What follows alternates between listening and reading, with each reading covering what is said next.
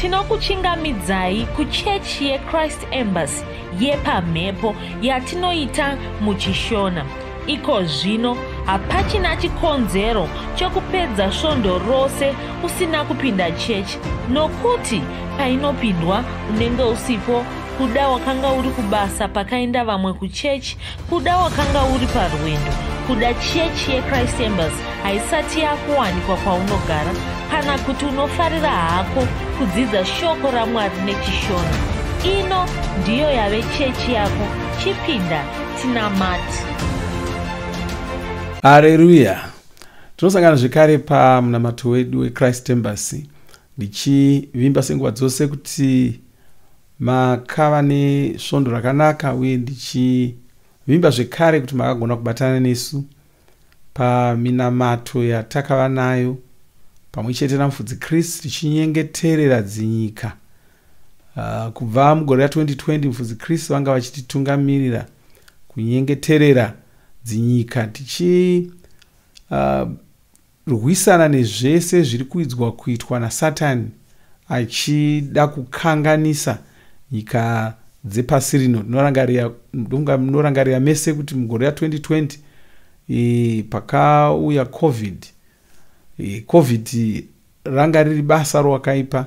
Zvinhu zvanga zviri kuitwa naSatani kuda kukanganisa nokunyonganisa zvinhu munyika muno. Saka kubva ipapo takasiona Satani achida kudzoka nguva nenguva achida kuita zvimwezve zvakawanda, achida kukanganisa dzinyika.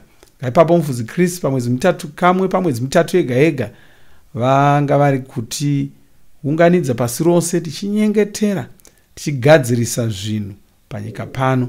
Haleluya. Ndoda kuvatenda zvikuru. Zita rangu nditwa Brighton Chitamba, mufudzi wenyu pamhepo. Ndichitendai Mufudzi Kristu vanoti nyorera bhuku reRhapsody rinova ndiro ratinouya kushandisa paminamato iyoyi yatinoita pamhepo. Haleluya. Ndoda kubva ndapinda muchidzidzo chatinacho pazuva ranhasi, chatinotora zvekare mubhuku redu reRhapsody. Kwanzi Jesu ndiMwari pachavo. Haleluya. Jesu ndiMwari pachavo. Isaya 9:14. Kwanzi naizvozvo Jehovha pachake achakupai chiratidzo. Mhandara ichava nemimba uye ichabereka mwanakomana, igomutumidza kuti Immanueri. Haleluya. Muna vanhu vakawanda vanofunga kuti Jesu, vamwe vanongofunga kuti andomumwe wavaoni vakangovapo, vamwe vanongofunga kuti ndoumwe munhuwo wakangoitawo mukurumbirawo panguva yake, mukurumbira wacho ukasvika panguva ino yedu. Vamwe vanongofunga kuti munhu akangouyawo akatanga nzira itsva yokunamata, nokuti panyika pane nzira dzakawanda dzokunamata. Vamwe vanoti tinonamata tichishandisa vadzimu, vamwe vanoti tinonamata, vamwe vanonamata zuva, vamwe vanonamata mwedzi, vamwe vanonamata mvura, vamwe vanonamata zvisikwa, vamwe vanonamata miti namabundo, vamwe vanonamatawo vanhu. Vazhinji vacho vachingoti asi watiri kunamata ndiye Mwari mumwe chete. Saka vanongoona sokuti dzingori nzira dzokusvika nadzo kuna Mwari, ndo matauriro avanoita. Saka vanofunga kuti Jesu ndeimwewo yenzira dzokungosvikawo nadzo kuna Mwari, inoitwawo kuda navarungu kana kuti nei. Muno vamwe vanotaura, vane mashoko vanoshandisa, kwanzi Jesu, vanoti kwanzi Jesu mudzimu wevarungu, ndo matauriro anoita vanhu. Asi handizvo. Jesu ndiMwari pachokwadi, uye tine zvinhu zvatinoona zvakaitika zvirimo munhoroondo yenyika ino, zvinotaridza nokutosimbisa kuti Jesu vanga vasingori munhu savanhu vese vese vari panyika. Regai Mufudzi Kristu atitaridze zvimwe zvezvinhu izvozvo. Kwanzi vaHebheru 10:5 kusvika 9 ine zvainotaura pamusoro paIshe Jesu. Inoti, ndiko kusaka muponesi pavakazouya panyika vakati, tarirai, ndauya kuzoita zvamunoda imi Mwari, ndini uya akanyorwa mumagwaro. Saka Jesu haasi munhu wakangokaruka auya. Jesu vakanga vakanyorwa mumagwaro, upenyu hwavo, kuzvarwa kwavo, kufa kwavo, zvese zvanga zvakanyorwa. Hapana mumwe munhu ane nhoroondo yakaita saiyoyo panyika. Hapana mumwe munhu aripo kana wakambovapo anogona kunzi uyu wakazouya asi tanga takaudzwa nezvokuuya kwake, nezvoupenyu hwake, nezvokufa kwake. Hapana munhu akadaro. Jesu chete ndivo vakanga vakaita saizvozvo. Saka kwanzi upenyu hwaJesu hwakanga hwakataurwa nevavoni vekare. Kwakanga kwatopfuura makore anodarika 500 vamwe vavoni vacho vataura kudai. Saka vavoni vakataura uye vakaona nezvaJesu mumweya vasati vauya, vanga vakatozvitaura makore 500 Jesu asati vauya. Makore 500 asi mashoma okuti tinzi munhu wakataurwa nezvake akazouya papera makore 500. Ndomboidza kuda kubatsira vanhu kuti vambofunga pamusoro pemakore. Ndovataridza kuti nyika ino yeZimbabwe, tikatarisa nyika yeZimbabwe, tikatarira pakauya varungu, panova ndipo paiva nevanhu vakaita sana Neanda nanani, makore ana 1890, kureva kuti makore angangoita 130, makore 130 apfuura chete. Ndo pane nhoroondo yese yatinotaura nezvayo. Asi apa kwanzi makore 500 Jesu asati vauya, vaoni vanga vatotaura nezvavo. Izvo zvinoshamisa. Ukanyatsogara pasi uchizvifunga nezvazvo, unotozowana kuti chinhu chinoshamisa hachisi chinhu chatingangoti hachakangoitikawo hacho. Aiwa, kwai vavoni vacho vakanga vakasiyana chose. Saka havasi vakauya pamwe chete vakawirirana kuti ngatingotaura pamusoro pechakati. Vanga vakatosiyana, Mwari uko. Kwai vanga vakasiyana chose, asi zvavakataura zvacho zvakaitika muupenyu hwaJesu, hwaishe Jesu.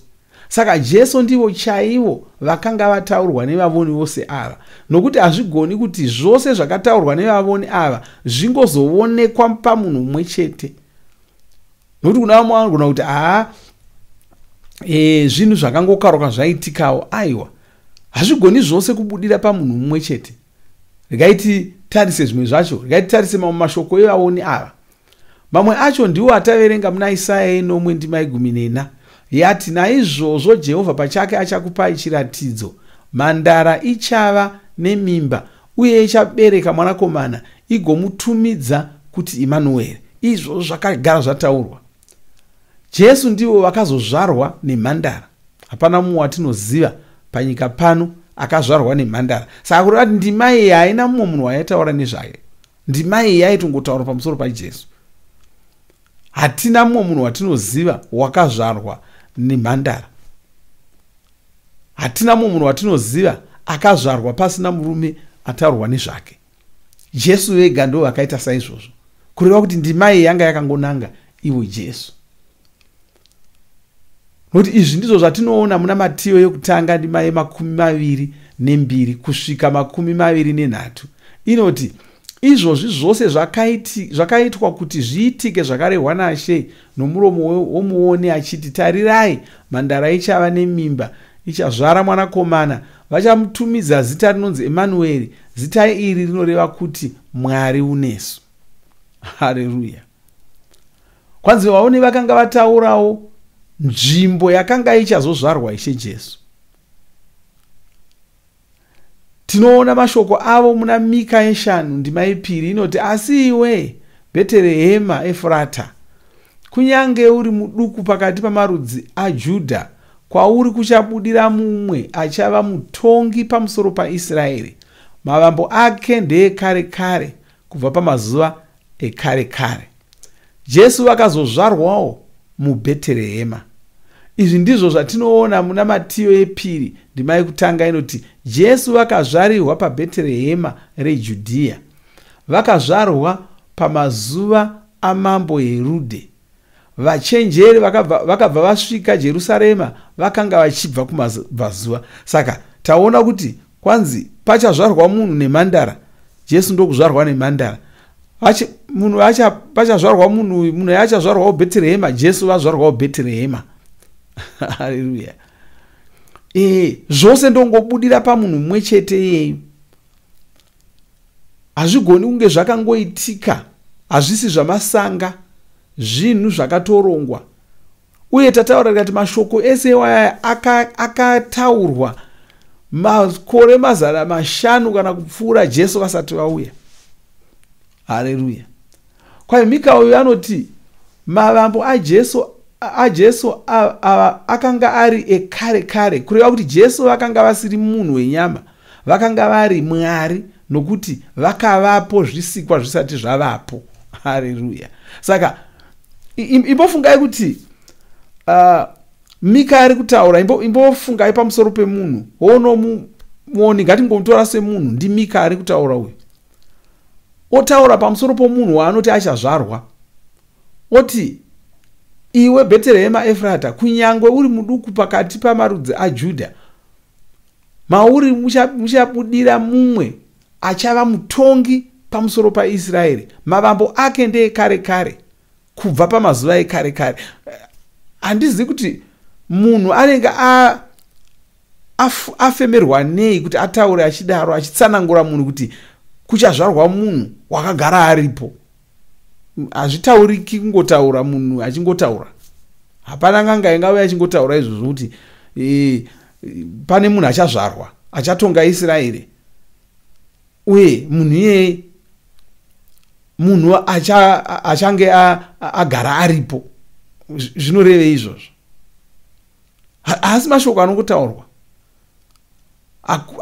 Hapana munhu anotsanangurwa nenzira iyoyo. Kana uchida hako kungoita zvokungojuma, unongotaura ukamuti kuchazvarwa munhu mukuru achatonga nyika ino, zvongokwana patsananguro yavanhu vese vese. Asi Jesu kwanzi munhu achange ari wekare kare, akagara aripo. Kureva kuti hasi munhu wenyama, achazvarwa ake ipapo paBheterehema, asi wanga agara atoripo. Ndo zvatakaona pana Jesu. Ishoko raMwari rakashanduka rikava munhu wenyama. Bhaibheri rinoti kwanzi shoko rakanga riripo pakutanga, shoko iri rakanga rina Mwari, shoko iri rakanga riri Mwari, shoko iri rakazoshanduka rikava munhu wenyama, ndiye Jesu watakava naye. Haleluya. Uyewo Jesu otaura pachavo, vakataura vakati Abrahama asati avapo, ini ndandatovapo nechekare. Achiudza vaJudha vakashaya kuti unorevei, iwona hausati wasvika makore 50, asi unotaura kuti uri mukuru kuna Abrahama, unorevei? Ndizvo zvatiri kuona izvi. Haleluya. Kwanzi Jesu vakazvarwa nenzira yakanga yataurwa nevavoni. Vakazvarirwa muJudhea, muguta reBheterehema, uye hapana munhu akagara aripo. Jesu voga ndivo vakagara varipo. Mashoko evavoni aya anotaridza kuti Jesu ndiMwari, ndiMwari vakauya vari munhu wenyama. Haleluya. Izvi ndozvo zvimwe zvishoma zvatinogona kuona pamusoro poupenyu hwaJesu. Asi handizvo zvega zviripo. Tinogona kutarira pamusoro poupenyu hwavakararama. Kwanzi vakanga vachingoriwo munhu anoshoreka, vakakura sebukira nyoro, vari munhu aingoshoreka. Rinotaura pamusoro pokufa kwakaita Jesu ava. Vakatambudzwa, vakaroverwa pamuchinjikwa, vakafa ipapo. Bhaibheri rinotaura pamusoro pokumuka kwavo kuvakafa. Haleluya. Zvose izvozvo zvinhu zvakataurwa nechekare. Rinotaura pamusoro pokuzodzoka kwavachaita. Saka Jesu ndiMwari, hapana munhu wenyama angakwana mumashoko ese iwayaya. Asi nemhaka tiri kusimbisa kuti Jesu ndiMwari, tiri kusimbisa kuti Jesu ndiMwari nokuti zvinokubetsera. Ukanzwisisa kuti Jesu ndiMwari pachavo, hauzongofungi kuti vanhu vanonamata Jesu vari kungonamatawo havo neimwe nzira yavasarudza. Unozonzwisisa kuti Jesu ava ndo vaunofana kunamata, kwete zvimwe zvaungange uri kunamata zvese izvozvo. Hauzongotauri zvaunofunga nezvaunoda pamusoro paJesu ava. Unozotsvaka kuvanamata nokuvateera. Unozonzwisisazve kuti Jesu ava ndo vega vanogona kutogadzirisa zvinhu zvoupenyu hwako. Kuna vamwe vanhu vari kunetseka nezvinhu zvoupenyu hwavo. Kuna vanhu vari kunetseka, ungava urwere, ungava mamiri akaita upenyu hwavo, mararamiro anoita upenyu hwakavaomera, mufaro havana, rugare havana, zvinhu hazvisi kufamba zvakanaka mumhuri dzavo, dzimba dzavo, nezvinhu zvakangosiyana siyana. Unozonzwisisa kuti Jesu ava ndo vanogona kutokubetsera. Ugouya kwavari, ugovashumira, ugovatevera, ugogamuchira shoko ravanotaura kwauri. Haleluya. Saka izvozvi tisati taenderera mberi, ndoziva kuti tichazonamata zvekare nevanhu vasati vazvarwa kechipiri, asi ndoda kuti ndinamate newe. Handidi kubva pano ndisati ndanyengetera newe, ndanamata newe kuti ugamuchire Jesu, nokuti Jesu ava ndivo Mwari, ndo vaunofanira kugamuchira. Ndoda kuti uteedzere mumashure mangu, uchitaura uchirevesa, iti Mwari vari kudenga, ndinokutendai. Ndava kunzwisisa kuti Jesu ndiMwari pachavo, ndivo vamakanditumira kuti vandifire pamuchinjikwa. Ndinovakoka kuti vapinde mumwoyo mangu. Ndinopupura nemuromo wangu kuti Jesu ava ndo vaakutonga upenyu hwangu. Ndinoisa upenyu hwangu mumaoko avo, ndichipupura kuti ndazvarwa kechipiri, ndashandurwa rudzi, ndava mwana waMwari, ndava chipuka chitsva. Nhamo dzekare handichisina, minyama yekare yapera, ndava munhu weropa raMwari. Ndinokutendai. Amen. Haleluya. Ndoda kuti ndikunyengeterere uri ipapo, ndonamata ndichitaura maropafadzo pamusoro poupenyu hwako. Baba, ndoda kutendai. Ndoda kutendai nokuda kwomumwe nomumwe wanamata munamato uyu, abvuma nokugamuchira kuti Jesu ndiMwari pachavo, akagamuchira kuti Jesu ava vachitonga upenyu hwake. Ndomuropafadza, ndonamata kuti atange kuzikanwa nezita raJesu kubva pazuva ranhasi. Satani hauchina chako maari, uye iye haachina chake mauri. Ndomuropafadza neshoko raMwari, nenyasha dzaMwari, naMweya Mutsvene, norudo rwaMwari. Baba, ndinokutendai, uye ndonamata kuti agone kuraramirai mazuva ose oupenyu hwake. Amen. Haleluya. Ngatitorei taure mashoko aya mashure mangu, iti Baba vandinoda, ndinokutendai. Mavhurira mweya wangu shoko renyu, nokudero maita kuti ndinzwisise kuti Jesu ndiMwari, uye kuti magwaro anovapupurira zvakajeka. Ndinoimba chose neshoko renyu. Shoko iri harirevi nhema, saka ndinoshinga kupupura kuti Jesu ndivo vanotonga zvose. Vacharamba vari mambo nekusingaperi. Ndinorarama semunhu akakundirwa hondo dzake navo, muzita raJesu. Amen. Ndoda kuti ungonamata uchitenda Mwari uri ipapo, nokuda kweshoko rawadzidza, nokuda kwezvawanzwa pachidzidzo chanhasi. Oh, haleluya. Malezobagirea lebro salatri mojigare bakosa malibrado la prozadima shalabande kozebo rakimonde. Haleluya. Baba, ndinokutendai, ndokurumbidzai, ndinokutendai nokuda kwokuti Jesu ndiMwari vamakatitumira. Ndinokutendai Ishe Jesu, ndinokunamatai, uri Mwari pachokwadi, ndokuraramirai, ndinokushumirai. Chinyengeterera munhu wese wandanamata naye, kutaura maropafadzo pamusoro poupenyu hwake. Ndinokutaura, ndonamata kuti chokwadi ichi chijekeserwe mumweya make, shoko irori rive rakajeka maari, agone kurarama somunhu anonzwisisa, somunhu akagutsikana kuti Jesu ndiMwari pachavo. Ndinyengeterera vose vasi kunzwa zvakanaka, chirayira kuporeswa kwenyama yavo, ndodzingira kure mweya itsvina nezvose zvinokanganisa utano hwavo, ndinozvidzingira kure. Ndinomira saJesu ndichirayira zvinhu izvozvo kuti zvibve munyama yavo, zvibve muupenyu hwavo, zvibve mumweya mavo, chirayira kuti vave noutano hwakanaka. Ndinokutendai Ishe. Haleluya. Amen. Zvakanaka. Regai wane nguva yekumborumbidza Mwari, tichimbira Mwari, tigozo kuzivisai, tigozovhara. Tusangane zvekare musvondo rinouya. Mwari vakuropafadzei. Amen.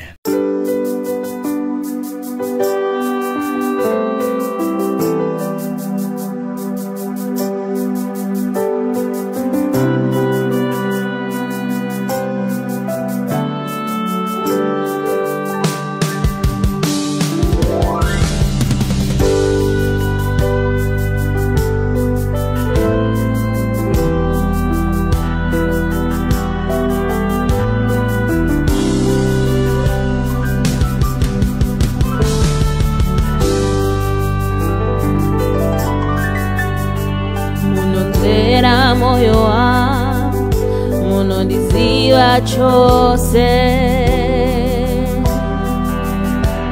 munoziva pandinorara nepandinomuka, ndimi munoziva nzira dzangu dzose, munoziva upenyu wangu, ndimi nzira yangu. Munonzera moyo wangu, munondiziva chose, munoziva pandinorara, munoziva pandinorara nepandinomuka, ndimi munoziva nzira dzangu dzose, munoziva upenyu wangu, ndimi nzira yangu. Ndinotenda Ishe munondikoshesa, ndinotenda Ishe munondirangarira, ndinotenda Ishe munondikoshesa, ndinotenda Ishe munondirangarira, ndakasikwa nemufananidzo wenyu, ndinoraramira kukufadzai, ndakasikwa nemufananidzo wenyu, ndinoraramira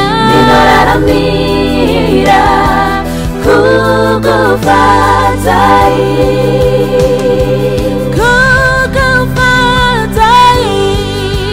ndinoraramira imi chete,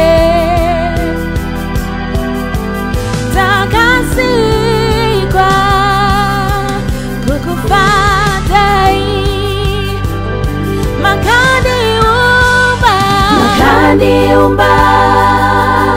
mudumbu ramai vangu, mweane muviri wangu, zvakavakwa muri,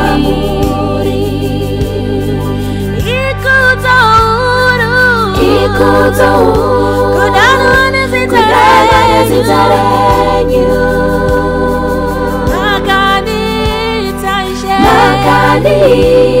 weropa renyu,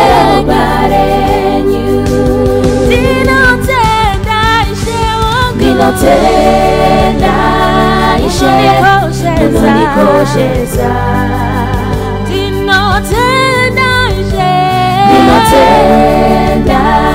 Ishe munondirangarira, ndinotenda Ishe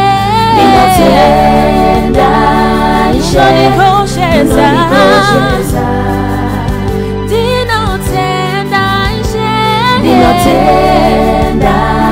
Ishe munondirangarira, ndakasikwa nemufananidzo wenyu. Ndinoraramira kukufadzai. Ndakasikwa nemufananidzo wenyu. Ndinoraramira kukufadzai. Ndimi mambo wangu, muneni nasi nokusingaperi. Ndimi mambo wangu, muneni nasi nokusingaperi.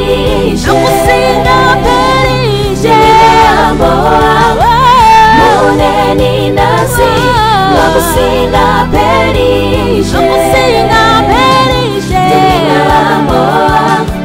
Muneni nasi nokusingaperishe. Ndakasikwa nemufananidzo wenyu. Ndinoraramira kukufadzai. Ndakasikwa nemufananidzo wenyu. Ndinoraramira kukufadzai.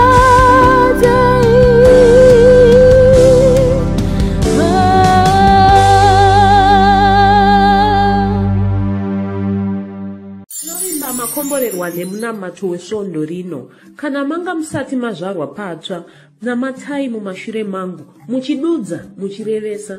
Taurai muchiti, Mwari vari kudenga, ndinouya kwamuri, ndinokoka Jesu kuti vapinde mumwoyo mangu. Ndinokumbira kuti Jesu vatonge upenyu hwangu. Ndinopupura kuti Jesu ndivo vavaishe wangu.